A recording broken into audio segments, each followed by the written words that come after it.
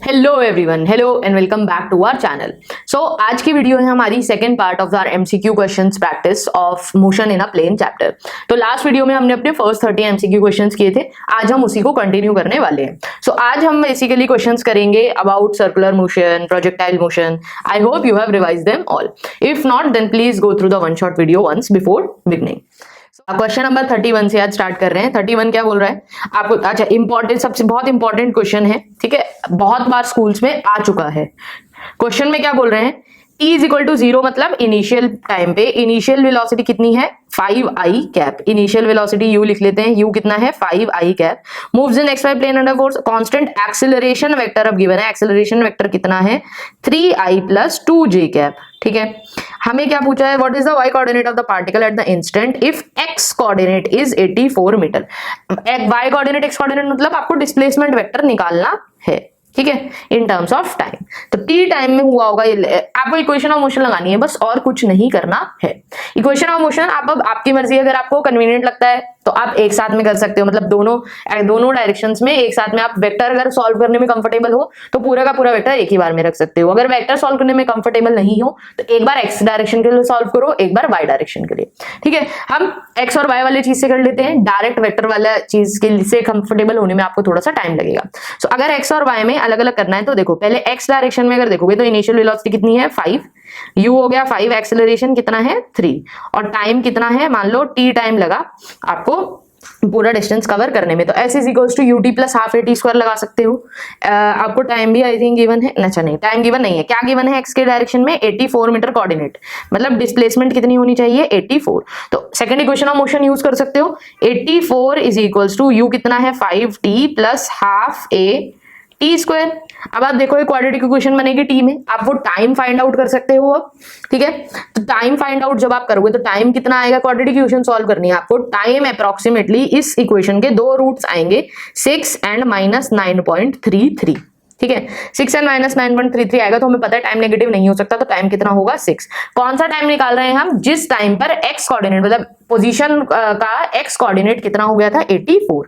अब इस टाइम क्यों निकाला? क्योंकि y डायरेक्शन में हमें ना तो s पता है और ना ही t पता था। अब हम क्या कर सकते हैं? टाइम तो दोनों, आप अगर प्लेन में मूव कर रहे हो तो टाइम x और y डायरेक्शन दोनों के लिए सेम रहेगा। तो 6 सेकंड पे अब क्या करो? अब सेम इक्वेशन y डायरेक्शन में लगाओ। y डायरेक्शन में इनिशियल वेलोसिटी कितनी है? 0, क्योंकि u कितना था? 5i, तो y में 0 था। एक्सेलरेशन कितना है? 2। टाइम कितना लगा था? 6 टाइम पे बताना है s की वैल्यू कितनी होगी। तो s is equal to ut plus half at square लगाओ, u 0 है तो s डायरेक्टली कैसे आ जाएगा? Half a t square. तो 2 से 2 कटा, 6 6 36, तो ए ऑप्शन आ गया क्वेश्चन नंबर 31 का। 36 metre is the Y coordinate. Important question है, बहुत बार क्वेश्चन आ चुका है, अच्छा क्वेश्चन है, ठीक है। 32 क्वेश्चन में क्या बोल रहा है? Car driver is moving towards, अच्छा ये रिलेटिव वेलोसिटी का क्वेश्चन है, रिलेटिव वेलोसिटी सिलेबस से डिलीट हो चुकी है तो इसको छोड़ देंगे। स्टिल आंसर आप नोट कर सकते हो if you want to practise, तो ऑप्शन नंबर बी होगा। 33 भी अम्ब्रेला वाला भी रिलेटिव वेलोसिटी का क्वेश्चन है, तो ए ऑप्शन हो जाएगा वैसे इसका आंसर। 34, अच्छा स्विमिंग वाला 34 is also on relative velocity, तो ऑप्शन सी होगा, इसको भी लीव कर देंगे, ठीक है। नेक्स्ट 35 क्वेश्चन में देखते हैं। क्वेश्चन नंबर 35 में क्या बोल रहा है? When a ball is throne obliquely from the ground level, x component of the velocity. Obliquely मतलब किसकी बात हो गई? प्रोजेक्टाइल की। हमने एक बॉल ली, बॉल को ऑब्लिकली फेंका ऐसे, oblique projectile.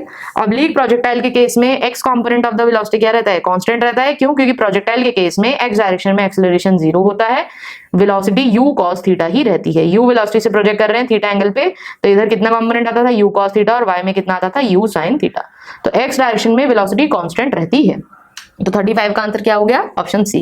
36, motion of an object that is in flight after being projected is a result of two simultaneously occurring components of motion, which are the components in. Obvious सी बात है, जब projectile हो रहा है तो प्रोजेक्टाइल की जो भी हमने time of flight, height, range, सबका फॉर्मूला निकाला था वो एक्स और वाई डायरेक्शन के लिए ही निकाला था। एक बार एक्स में लगा रही थी इक्वेशन, एक बार वाई में, तो यहाँ पर भी वही कर रहे हैं। तो अब किन दो कंपोनेंट्स का? Horizontal direction with constant acceleration, सही बात है, एक्स डायरेक्शन में कोई एक्सेलरेशन नहीं होता, कांस्टेंट रहता है। And vertical direction with constant acceleration, सही बात है। अच्छा, कांस्टेंट एक्सेलरेशन नहीं होगा, ये क्यों? क्योंकि एक्सेलरेशन तो यहाँ पर है ही नहीं, सॉरी, तो फर्स्ट ऑप्शन गलत हो गया। सेकंड ऑप्शन क्या बोल रहा है? Vertical with constant acceleration, vertical में कांस्टेंट जी के बराबर का एक्सेलरेशन होता है, तो ये सही है। हॉरिजॉन्टल डायरेक्शन विदाउट एक्सेलरेशन, ये भी सही है। जीरो एक्सेलरेशन होता है एक्स में और जी के बराबर एक्सेलरेशन होता है वाई डायरेक्शन में। तो ऑप्शन कौन सा हो गया? Option number D. 37 में क्या बोला है? At the top of the trajectory of a projectile the directions of the velocity and acceleration. अब देखो टॉप पे क्या होता है प्रोजेक्टाइल की, सिर्फ और सिर्फ टॉप पर एक्स कंपोनेंट ही रह जाता है वेलोसिटी का, क्योंकि वाई में हाईएस्ट पॉइंट पे वेलोसिटी कितनी होती थी? 0, ठीक है। और एक्सेलरेशन कितना होगा? नीचे की तरफ सिर्फ और सिर्फ जी के बराबर। तो हमसे क्या पूछा? Direction of its velocity and acceleration क्या होंगे? Perpendicular to each other. तो 37 का आंसर क्या हो गया? डी। 38 में क्या बोला? Projectile is given initial velocity. Projectile की इनिशियल वेलोसिटी ये गिवन है i + 2j। i is the vector, ठीक है। If g is then equation of its trajectory is, equation पूछी है। इसका मतलब ये आपको क्या गिवन है? u cos थीटा की वैल्यू कितनी है? 1 और u sin थीटा की वैल्यू कितनी है? 2। अब देखो कुछ नहीं निकालना है। अगर आपको हमारी डेरिवेशन याद हो, हमने ट्रैजेक्टरी की डेरिवेशन निकाली थी डायरेक्टली, ट्रैजेक्टरी की इक्वेशन की डेरिवेशन निकाली थी। ट्रैजेक्टरी की इक्वेशन क्या आ रही थी? y = x tan theta minus half g x² tan square theta by 2g, याद है? तो जो ट्रैजेक्टरी हमने निकाली थी उसमें डायरेक्टली ये चीज पुट कर दो। तो यहां से बस एक काम क्या करना पड़ेगा? tan थीटा की वैल्यू निकालनी पड़ेगी। इन दोनों इक्वेशंस को डिवाइड करो, tan थीटा की वैल्यू आ जाएगी 2।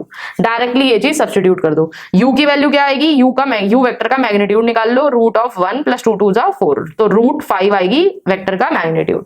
तो डायरेक्टली उस इक्वेशन ऑफ ट्रैजेक्टरी में ये वैल्यूज पुट करनी है। वैल्यूज जब पुट करोगे तो आंसर क्या आएगा? 2x - 5x² = y, option B. एक बार करके देख लेना है। 39 में क्या बोल रहे हैं? Equation of the projectile given में x वाली इक्वेशन गिवन है, y में गिवन है एंगल ऑफ प्रोजेक्शन पूछा है थीटा, ठीक है। अब आपको पता है x डायरेक्शन में जो इक्वेशन होती है, x में x = ut + ½ at² लगाओगे तो a 0 होता है x डायरेक्शन में। तो इक्वेशन क्या बनती थी? u cos थीटा t, मतलब 18 किसकी वैल्यू है? u cos थीटा की। और y में जब हम इक्वेशन बनाते थे, इस इक्वेशन को सिंप्लीफाई करो, 2 को इधर लेके जाओ।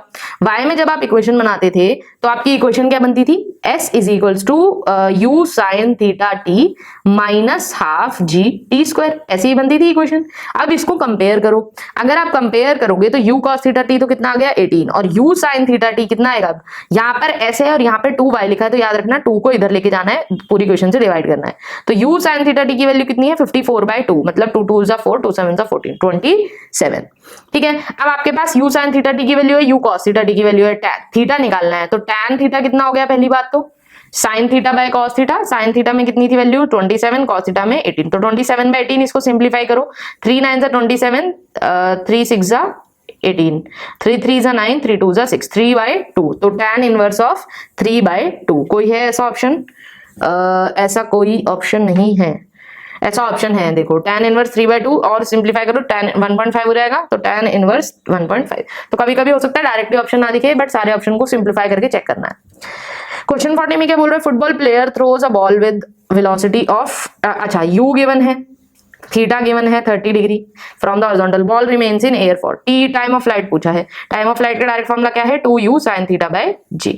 वैल्यू पुट कर दो, 2 × 50 × sin थीटा sin 30, 1/2/10। तो 2 से 2 कटा, 10 से ये कटा, 5 सेकेंड्स। ऑप्शन सी आ गया 40 का आंसर।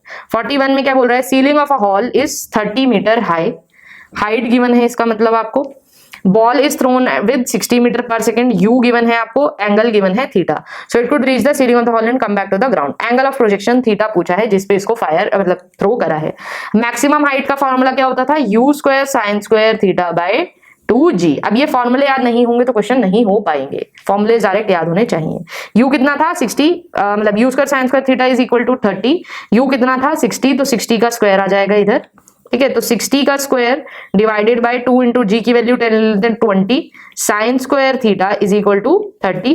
इसको सिंप्लीफाई कर लो, ये हो जाएगा 60 × 60, एक 60 से ये 30 कटा, इधर आ गया 2 2 10 और 6। sin² थीटा कितना आ रहा है? 1/6, sin² theta is equal to 1/6, तो sin थीटा कितना आ जाएगा? 1/√6। तो दिख रहा है ऑप्शन बी आंसर हो जाएगा 41 का।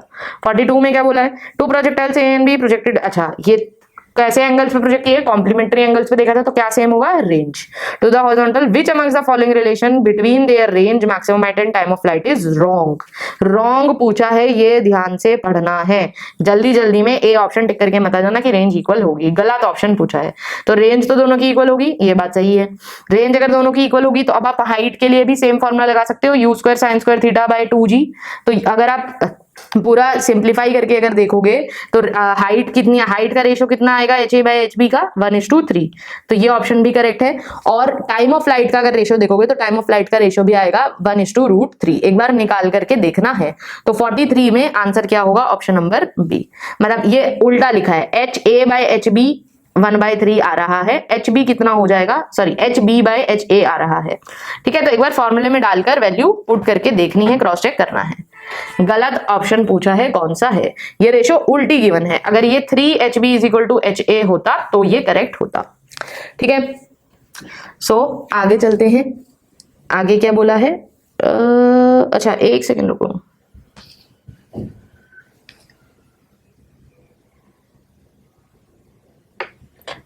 देखिए अब क्वेश्चन 42 में क्या बोल रहे हैं, 42 में बोल रहे हैं दो प्रोजेक्टाइल है 30 और 60 डिग्रीज पे थ्रो करा है उनको। ठीक है, हमें रिलेशन बताना है, कौन सा रॉन्ग है। अब ये क्वेश्चन में सही से पढ़ना, ध्यान से पढ़ना, रॉन्ग ऑप्शन पूछा है। रेंज तो मुझे पता है सेम होती है। ठीक है, मैक्सिमम हाइट का फॉर्मूला क्या होता है, U² sin² θ/2g। Same speed से थ्रो करा है तो बाकी सारी चीजें कैंसिल हो जाएंगी, सिर्फ A और B में HA/HB जब आप निकालोगे तो क्या रहेगा, sin² 30/sin² 60। ठीक है, sin² 30 कितना हो गया 1/4 और sin² 60 कितना हो गया, sin 60 की वैल्यू कितनी होती है √3/2, तो 3/4 इंटू 3/4। तो HA/HB कितना आया 1:3। यहां पर क्या गिवन है, HB = 3HA।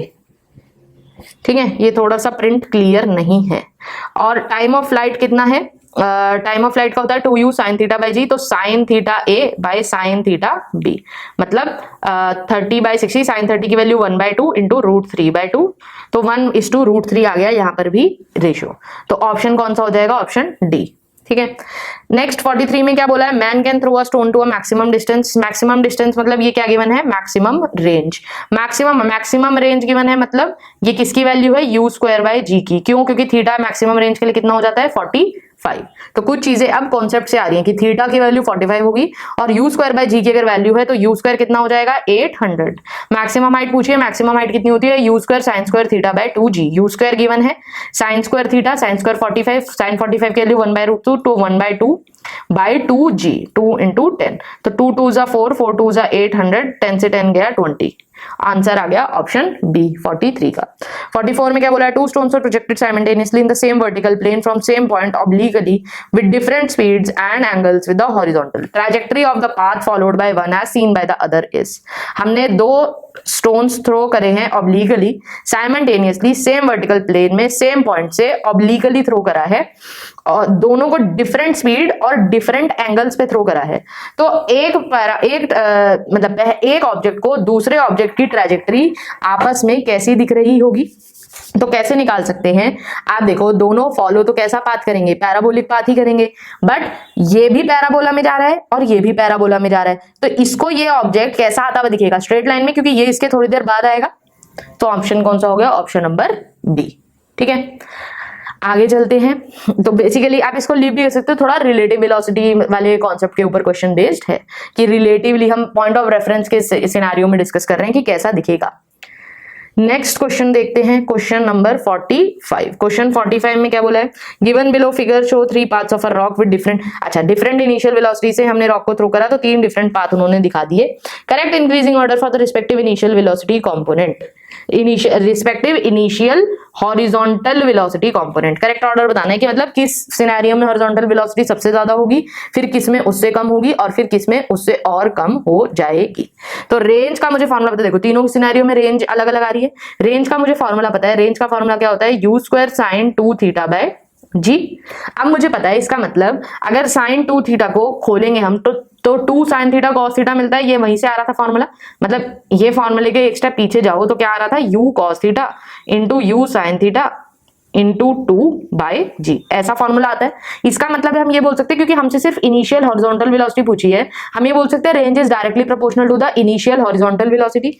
मतलब जितनी ज्यादा रेंज उतनी ज्यादा इनिशियल हॉरिजॉन्टल वेलोसिटी होनी चाहिए। तो सबसे ज्यादा रेंज किसमें है, 3 में, तो वहां पर सबसे ज्यादा, फिर उससे कम 2 में, फिर उससे कम 1 में। तो ऑप्शन ए हो गया करेक्ट आंसर। 46 में क्या बोला है, what is the centripetal acceleration of a point mass which is moving in a circular path. Radius आपको गिवन है, आर गिवन है, एंड विद स्पीड, तो लीनियर वेलोसिटी गिवन है। आपसे क्या पूछा है? Centripetal acceleration. सेंट्रीपिटल एक्सेलरेशन का फॉर्मूला क्या हो जाएगा? v square by r। तो 625 bye 5, 5 1 5 1, 5 2 10, 5 2 25, 125 metre per second square हो जाएगा सेंट्रीपिटल एक्सेलरेशन। 46 का आंसर हो गया ए। 47 में क्या बोला? Displacement of a particle moving on a circular path when it makes 60 degree at the centre. अच्छा क्वेश्चन है, स्टार मार्क इसको कर लेना है। आपको क्या बोला? 60 डिग्री आपने ट्रैवल किया है तो डिस्प्लेसमेंट कितनी होगी? ये 60 डिग्री है, ये आर है, ये आर है। सेंटर से 60 डिग्री ट्रैवल किया तो डिस्प्लेसमेंट कितनी होगी? बेसिकली ये वाला ट्रायंगल। अब आप देखो, डायरेक्ट आंसर आपकी आंखों के सामने, ये 60 है, ये आ रहा है, ये आ रहा है, angle opposite to equal sides are angle, मतलब ये दोनों एंगल भी अब इक्वल होंगे और ये दोनों एंगल इक्वल होंगे, मतलब ये दोनों भी 60-60 होंगे। तो क्या बन रहा है? 60 डिग्री के लिए एक इक्विलेटरल ट्रायंगल। अब ये साइड आ रही है, ये साइड आ रही है, तो ये भी आर ही होगी, तो डिस्प्लेसमेंट कितना हो जाएगा? आर। एक सिंपल सा मैथ्स का कॉन्सेप्ट यूज हो रहा है, इक्विलेटरल ट्रायंगल बन रहा है। 48 में क्या बोला? If a car is executing a uniform circular motion, centripetal acceleration represents, क्या रिप्रेजेंट कर रहा है सेंट्रीपिटल एक्सेलरेशन? क्या कांस्टेंट वेक्टर होगा? नहीं। क्यों? क्योंकि सेंट्रीपिटल एक्सेलरेशन हर बार चेंज हो रहा है, मतलब मैग्नीट्यूड सेम है उसका, बट हर बार उसकी डायरेक्शन चेंज हो रही है जैसे जैसे आप सर्कुलर पाथ में जा रहे हो, क्योंकि हमेशा अलॉन्ग द रेडियस होता है। तो कांस्टेंट वेक्टर का मतलब क्या है? दोनों चीजें कांस्टेंट रहे, मैग्नीट्यूड भी और डायरेक्शन भी। डायरेक्शन कांस्टेंट नहीं है तो not a constant vector.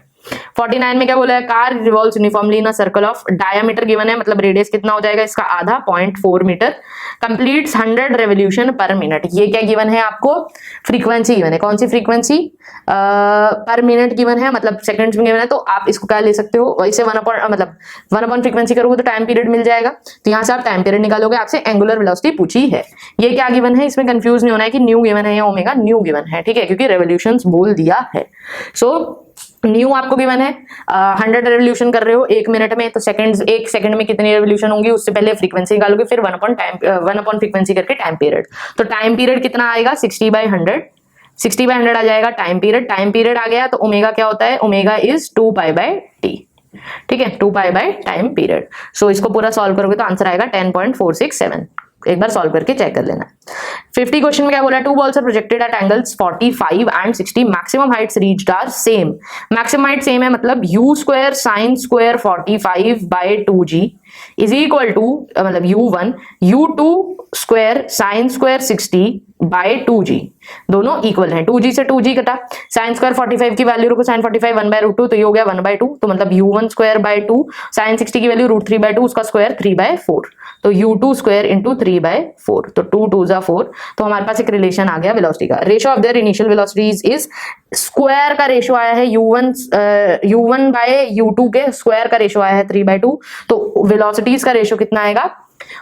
Velocities का रेशियो आ जाएगा √3/√2, ऑप्शन नंबर बी, ठीक है। नेक्स्ट 51 क्वेश्चन में क्या बोला है? 2 projectiles different masses m1 m2 projected at angle alpha and 90 minus alpha, complementary angles with the same speed with the same point, ratio of their maximum height same करना है, u square sin square θ/2g से लगाना है। आपका answer कितना आएगा? Cross check कर लेना है, आंसर आएगा tan square α/1। नहीं आए क्वेश्चन तो बता देना, दोबारा से अगली वीडियो में सॉल्व कर लेंगे। 51 वाला क्वेश्चन एक बार सॉल्व करके देख लेना है, सॉल्व हो जाएगा इजीली, फॉर्मूला पुट करना है। आई थिंक अभी तक आपको आ भी गया होगा समझ में। 52 में क्या बोला है? Projectile fired with initial velocity u at some angle theta has a range r। Initial velocity अगर डबल कर दें, मतलब r रेंज क्या है? u square sine 2 θ/g। अगर इनिशियल वेलोसिटी डबल कर दें at the same angle of projection, मतलब इनिशियल वेलोसिटी कर दी 2u, तो 2u का स्क्वायर कितना होगा? 4u square, 4u square sine 2 θ/g हो जाएगी, नहीं रेंज। आपसे क्या पूछा है? रेंज विल बी, रेंज दिख रही है 4 टाइम्स हो जाएगी तो 4r, ठीक है। Next question, 2 cars of masses m1 and m2 are moving in circles of radius r1 r2, speeds are such that they make complete circles in the same time t। मतलब radius बड़ा है तो बड़े वाली गाड़ी, बड़े रेडियस के circle में जो गाड़ी चल रही है वो तेज चल रही होगी, छोटे वाले रेडियस में धीरे चल रही होगी, तभी उनको सेम टाइम लग रहा है सर्कल कंप्लीट करने में। Ratio of their centripetal acceleration हमसे पूछा गया है। तो अब मुझे पता है अगर दोनों का सेम टाइम लग रहा है सर्कल कंप्लीट करने में, मतलब दोनों का टाइम पीरियड सेम है, दोनों का टाइम पीरियड सेम है, तो टाइम पीरियड कैसे निकालते हैं? 2π/ω से, ठीक है, 2π/ω से। ओमेगा क्या हो जाएगा? ओमेगा हो जाएगा v/r, तो हम ये बोल सकते हैं time period is equal to 2π/ω और 2πr/v, करेक्ट। तो इसका मतलब दोनों का अगर टाइम पीरियड सेम है तो 2πr1/v1 is equal to 2πr2/v2, ऐसा कह सकते हैं, ठीक है, इसका मतलब मुझे पता है 2 पाई से 2 पाई कट गया, r1 by v1 is equal to r2 by v2, correct. अब r1 r2 दोनों एक साइड लिख लो, v1 v2 एक साइड लिख लो, तो r1 by r2 is equal to v1 by v2, correct. Acceleration का रेशो निकालना है, सेंट्रीपिटल एक्सेलरेशन क्या होता है, v स्क्वायर बाय r, तो v square v1 square by r1 divided by v2 square by r2, ये आप यहाँ पर सब्स्टिट्यूट कर लो, तो सब्स्टिट्यूट करोगे तो आंसर क्या आएगा, मतलब इसको सिंप्लीफाई करोगे सब्स्टिट्यूट तो रेशो क्या आएगी, r1 इज टू r2, ठीक है। तो ऑप्शन सी सिंप्लीफाई कर लेना।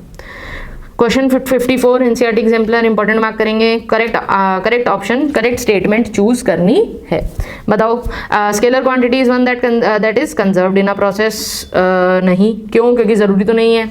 कुछ ऐसी स्केलर क्वांटिटीज भी हो सकती हैं, जैसे एनर्जी है, एनर्जी हर जगह तो कंजर्व नहीं रहती, एनर्जी स्केलर क्वांटिटी होती है। Scalar quantity is the one that can never take negative values, is the one that can never take negative values.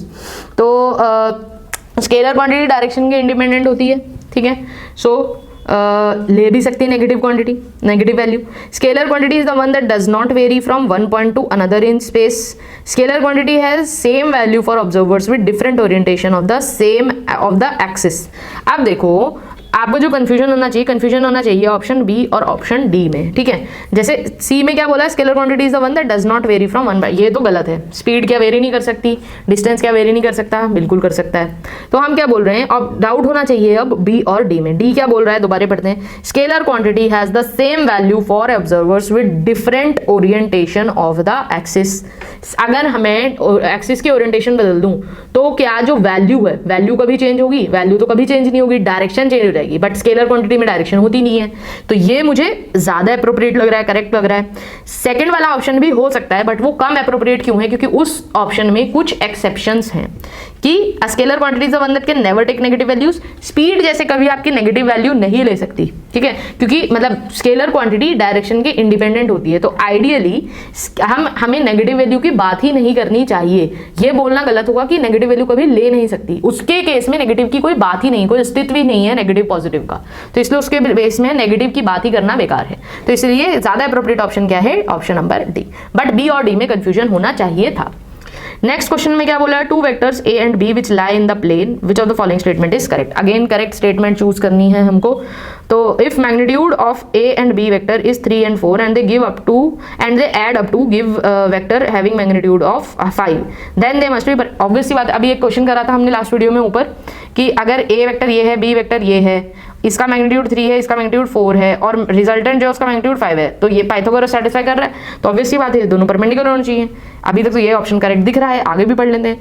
If they add up to give more then 4 value then they must be inclined at obtuse angle. ये बात अब हम पक्का क्यों नहीं कह सकते, पक्का हम इसलिए नहीं कह सकते क्योंकि अगर वो मैग्नीट्यूड ज्यादा देंगे, थोड़ा सा पैरेललोग्राम लॉ का लॉजिक यूज करना है। अब यहाँ पर उल्टी स्टेटमेंट है, अगर मैग्नीट्यूड 5 से ज्यादा आता तो एंगल कैसा होना चाहिए था, एक्यूट, और अगर रिजल्टेंट 5 से कम आता तो एंगल कैसा होगा, ऑब्ट्यूज। ऑप्शंस दोनों के दोनों उल्टे गिवन है। और फोर्थ में क्या बोला, नन ऑफ द अबव, तो मुझे करेक्ट ऑप्शन मिल गया था पहले ही, ऑप्शन नंबर ए। 56 में क्या बोल रहे हैं, figure shows the orientation of two vectors u and v in the xy plane. Initial u और v का ओरिएंटेशन गिवन है, वेक्टर गिवन है, which of the following statement is correct. Again NCERT exemplar question है, important mark इसको कर लेना है। क्या बोला है, a एंड p, ये A and P are positive while B and Q are negative. देखो A भी पॉजिटिव होगा, B भी पॉजिटिव होगा, क्यों, क्योंकि हम फर्स्ट क्वाड्रेंट में हैं। U जो वेक्टर बना है वो पॉजिटिव A वाला पॉजिटिव X और पॉजिटिव Y में बना है, तो पहली बात तो A और B दोनों ही पॉजिटिव होंगे फॉर श्योर, ठीक है। तो पहली ऑप्शन तो गलत हो गई। क्या बोला है, A P and B are positive, तो ठीक है, P और Q का अब और चेक कर लेते हैं। ये वेक्टर कहाँ जा रहा है, ऐसे, मतलब Y में तो हम कहाँ जा रहे हैं, इस डायरेक्शन में, मतलब नेगेटिव Y में जा रहे हैं, और X में अभी भी हम आगे ही बढ़े हैं थोड़ा सा, जैसे अगर आप देखोगे हम यहाँ से यहाँ बढ़े हैं, तो हमारा सेकंड ऑप्शन तो Q नेगेटिव होना चाहिए क्योंकि नेगेटिव Y में जा रहे हो, और P की वैल्यू पॉजिटिव होनी चाहिए, तो option B is the correct answer, ठीक है। 57 में क्या बोला है, मैच द कॉलम्स। अब मैच वाले क्वेश्चन जैसे लास्ट चैप्टर में मैंने होमवर्क के लिए दिए थे, ये भी आपको खुद से एक बार मैच करना है। फ्री फॉल आपका 1 डायमेंशनल मोशन होता है, प्रोजेक्टाइल मोशन 2 डायमेंशनल होता है, motion long a straight road is also 1 dimensional, ठीक है। तो ए और डी दोनों का ही आंसर क्या होना चाहिए, पी, तो option number D should be the correct answer for 57। Sorry एक मिनट, एक बार दोबारा चेक कर ले। अच्छा पी और क्यू इसमें भी है, पी ऑप्शन सी में भी, तो सारे आंसर एक बार मतलब सारे ऑप्शन सही से चेक करने हैं। ऑप्शन सी आएगा आपका करेक्ट आंसर 57 का।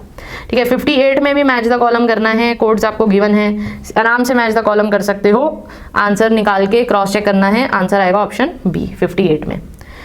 59 में answer again match the following करना है, वेक्टर ए गिवन है, alpha beta gamma angles made with A coordinate axis, alpha beta और गामा की वैल्यू आपको फाइंड आउट करनी है। अल्फा बीटा गामा की वैल्यू कैसे फाइंड आउट कर सकते हो, जैसे कॉस अल्फा निकालो, कॉस अल्फा मतलब जब एक्स एक्सिस के साथ एंगल निकालोगे तो क्या आएगा, magnitude of vector A divided by magnitude of x component, ये कैसे निकलेगा, ए बाय ए एक्स, ये कैसे निकलेगा is equal to cos alpha. Cos beta जब आप निकालोगे तो कैसे निकलेगा, ए वाई बाय ए, ये हो जाएगा, उल्टा लिख दिया मैंने sorry, cos alpha cos beta cos gamma, cos alpha कैसे निकलेगा, A X by A, magnitude की बात हो रही है, cos beta A Y by A और cos gamma A Z by A से निकलेगा। ठीक है, सो ये करके निकाल लेना है, 59 का आंसर आएगा option B. So this was all about the MCQs of this chapter. Near about 60 MCQs हमने प्रैक्टिस किए हैं। Next part of this video, जो हमने 3 वीडियो की सीरीज बनाई है इस चैप्टर के लिए, अगले पार्ट में अगली वीडियो में हम क्या डिस्कस करेंगे, हमारे ये जो असर्शन, रीजन और केस स्टडी बेस्ड क्वेश्चंस हैं। So if you have any doubts, you can post your doubts in the comment section. Do let us know if you want any video early. कि अगर आपको कोई और specific chapter के लिए कोई video चाहिए तो we can make that also. And if you found this content helpful, then please like, share and subscribe to our channel. Share this video with your friends also. And thank you for watching the video. See you in the next video.